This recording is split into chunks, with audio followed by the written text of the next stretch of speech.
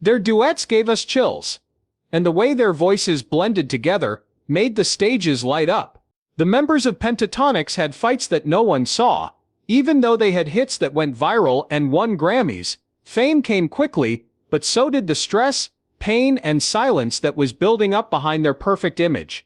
This is the sad story behind the Pentatonix that we didn't know about. There was no stopping them. 5 voices, no instruments, and a lot of ability that changed the way a cappella music was done.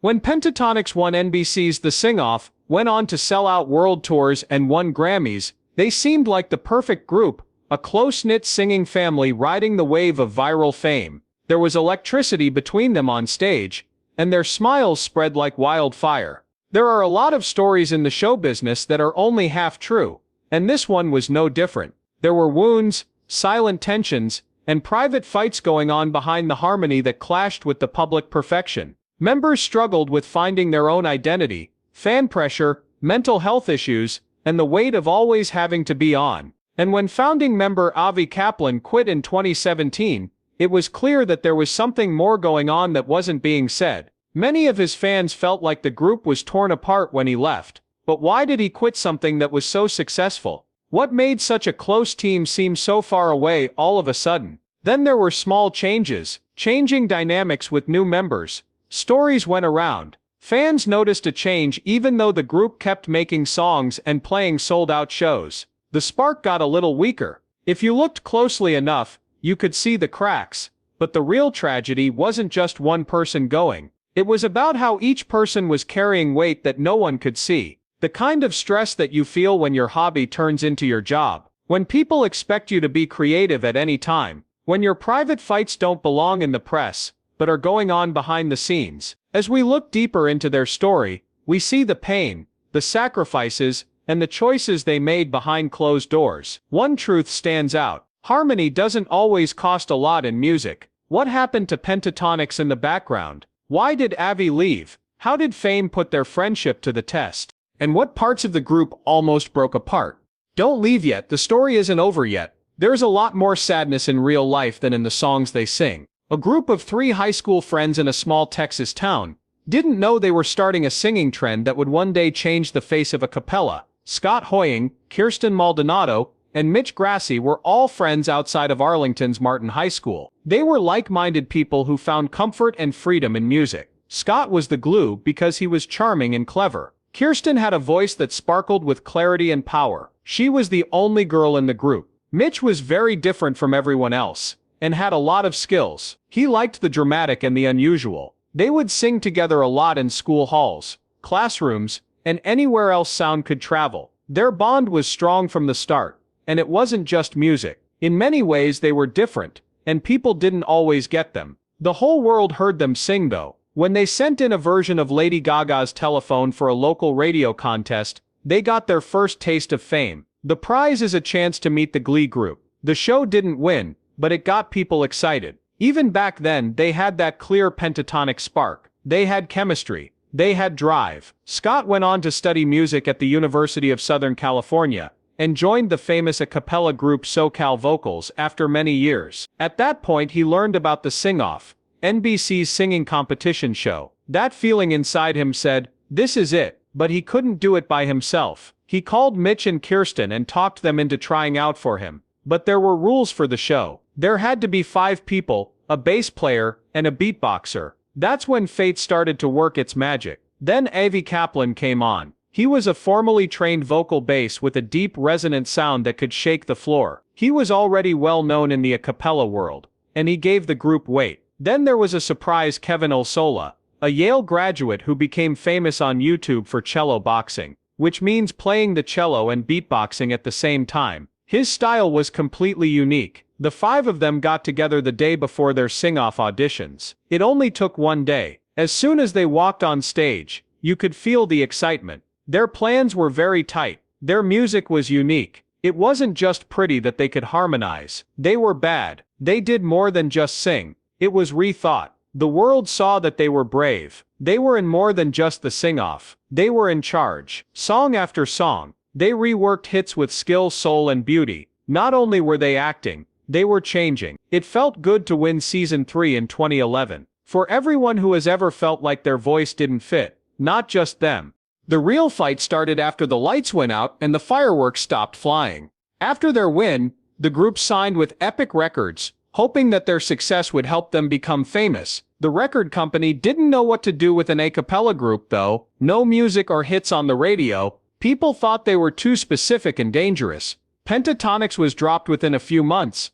That would have been the end for a lot of groups. Not this one though, they went to YouTube instead. They started posting covers from their apartment, putting together pop hits with the PTX twist that made them famous. People on the internet loved the movies because they were honest, creative and beautiful. Their YouTube account went viral very quickly, getting millions of views and followers. Their fans, whom they affectionately called Pentaholics, became very devoted. In 2012, the group put out PTX Volume 1, then PTXM and Volume 2. They built a new empire without using a standard label. Although the music was very loud, there was a lot of stress going on behind the scenes. Getting ahead costs money. Some people say it's hard to be famous. It's really tough when your business is based on being perfect. Not a single note could be wrong. Every layout had to be outside the norm, and every fan was hoping for magic. Avi Kaplan, who was the group's rock, began to feel the effects of the stress. Avi had a quiet spirit and felt very connected to nature, being alone, and mental peace. The demands of traveling all the time, making appearances at parties, and being in the spotlight were at odds with who he really was. He loved the music, but the way of life was killing him. After that, Avi had to make the hard choice to leave Pentatonix in 2017. His news came through a film that made people cry, which shocked his fans. In it, he didn't talk about drama, but about being tired, not being able to see my family, make music that makes me feel attached, and do all the things that made me love music in the first place, has been hard for me. Pentatonix didn't just get a new lead singer when Avi Kaplan quit. It was a big moment for the band, and all of their fans. It seemed like the end of an age. Avi was more than just a voice. He was there, a steady anchor who gave their sound its weight and warmth. He was polite, sincere, and honest in his choice to leave. It hurt though. He gave a simple explanation. The fast-paced life of traveling wasn't good for his soul. It made him miss the mountains. He missed being still. He missed home more than anything else. The four people who were still in Pentatonix had to make a decision, break down or change. They picked the second one. Then Matt Sally, who was new to the scene, came on. On paper, Matt was everything the group needed. Strong bass range, stage personality, and a good heart. But it wasn't easy to step into A's shoes. A's leaving wasn't just sad for many friends. It was a sign. That was the first crack that could be seen in what looked like an unbreakable wall of peace. After Matt Sally, a talented baritone who brought new energy to the group, took A's place, it didn't seem like they would miss him for long. But it wasn't easy to make the change. Fans were split. The sound changed. The way I felt changed. The loss stayed with me. Even though the group kept putting out great albums, touring around the world, and winning awards including 3 Grammys, there was a sadness that was just below the surface. Not because you failed, but because things have changed. Fans didn't believe them. Similarities would happen, and the group had to learn how to breathe as a new organism. What used to be natural and automatic needed to be retuned.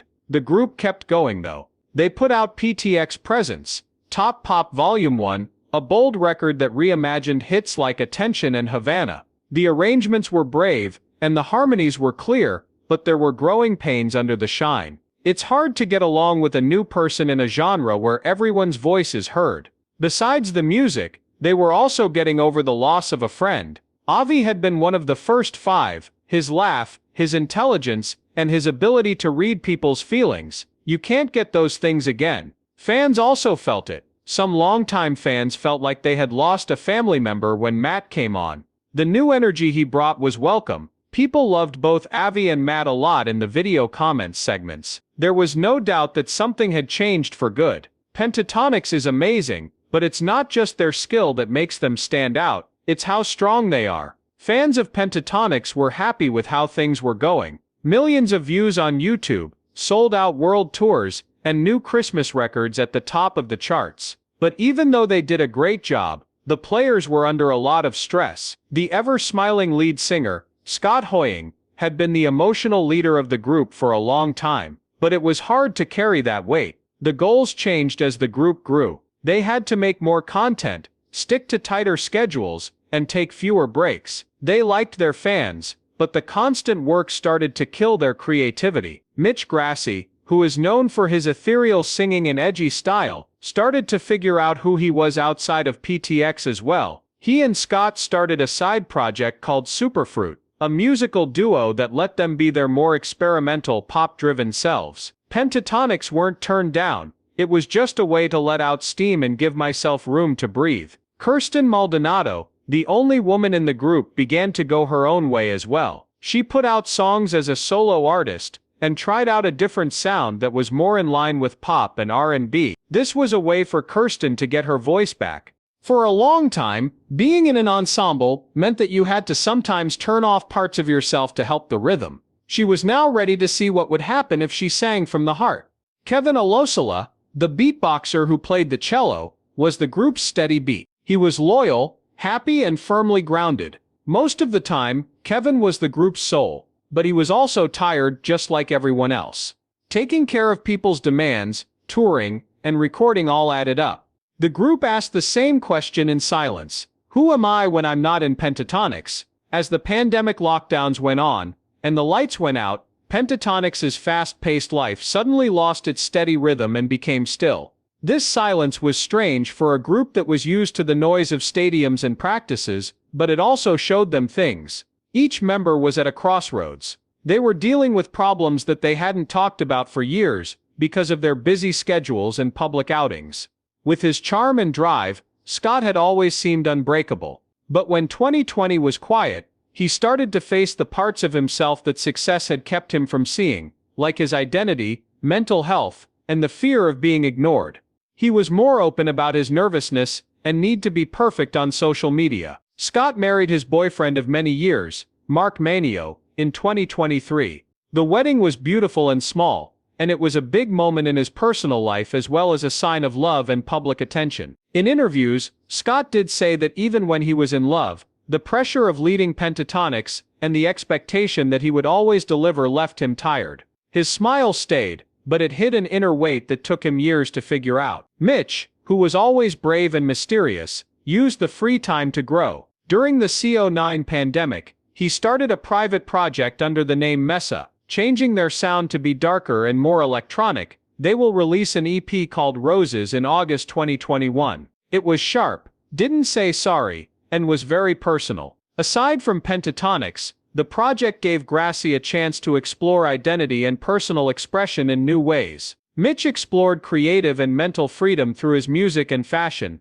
but freedom came with being alone. In conversations, he talked about how hard it is to be open and honest in a business that depends on being polished. Fans who had been following him since he was a teenager thought he had changed a lot. Mitch wasn't just singing, he was leaving the chains. By doing that, he gave other people permission to do the same. Being the only woman in the group, and often the emotional glue of the group, put a lot of stress on Kirsten Maldonado for a long time. As she got older, into her 30s, she found a quieter power that came from being real instead of being loud. She went back to her solo work and made it more clear, talking about heartbreak, anxiety, and her own sense of self-worth. In her first EP as a solo artist, Love, she explored artistic sides of herself that she felt had been ignored since Pentatonix became famous. She talked about how excited she was about the chance to work on her own projects and discover new aspects of her art. She was very sure of herself. Once, her voice was a 5-part chorus, but now it was clear that she was singing about a woman who had been through fire. She also spoke out more about what it's really like to be a woman working in a field dominated by men, how hard she had to work to be seen, heard, and valued. Kevin Olesa put a lot of weight on his family and faith. During the pandemic, he became a father, which changed his life and made his goals shift again. His attention turned to balance, mental health, being a dad, and keeping up his role in Pentatonix without losing who he was. Dawn of a Misfit, his first record as a solo artist, came out on May 9, 2025. In talks, he talked about what inspired the album, Especially a line from Jay-Z's 2009 song On to the Next One, that told him to accept his own growth and be himself. His unique cello and beatboxing style can be heard on a wide range of songs on the record, such as instrumental covers, pop hits, and classical samples. Ola also wrote a touching song about being a dad, and dedicated it to his daughter Kad. Kevin was the steady beat of the group, both musically and mentally. He was always the quiet warrior. He was still a beatboxer, but now he was more. He was a man with a clear goal. When Matt Sally first joined the group, he was under a lot of pressure. Avi was always there, but Matt became a full part of the family over the years. From the new guy, his trip may have been the most quiet on the outside, but very deep on the inside. He got his own fans, won the group's respect, and slowly became a part of what the Pentatonix are. Matt still had phony syndrome. In talks, he's talked about how hard it was for him to prove himself, not just to his fans, but also to himself. The two of them got married on January 2, 2022, and now they have a daughter. Since then, Sally has become an important part of Pentatonix, helping the group grow and staying close with other members. 12 years after their first sing-off, Pentatonix is not only a Grammy-winning group, but also a societal icon. They made a cappella music cool, popular online. They made a place for themselves in a business that said vocal-only music couldn't work, and showed them wrong. But they left behind more than just songs. Pentatonix didn't just make it through group turnover, burnout, and changes in the music business. They changed over time. Their story is about how they changed. 5 people talk about how they learned to be honest, deal with grief, grow, and still sing. They showed everyone that balance isn't just a word used in music, it's how you live. It takes work to get that real balance. It means giving each voice room, keeping the energy high without letting it drop, and listening deeply, not just to sounds but also to each other. Pentatonix is still touring around the world in 2024. Their holiday shows are still a big part of the season. It's becoming more normal for the band to write their own songs, which show more of their emotional depth and creative goals than just covering songs. They've said that there might be fewer albums, and more solo projects and partnerships, but the music will be better and more purposeful. As well, they seem more grounded, less interested in algorithms, and more focused on what really counts: connection, honesty, and the purity of art. What will happen next for the Pentatonix though? There could be another Grammy, another chance to start over, or finally a nice farewell. For now though, Pentatonix is still a live example of how to stay in harmony when you're sad, when you're happy, when you're healing, and all the times in between.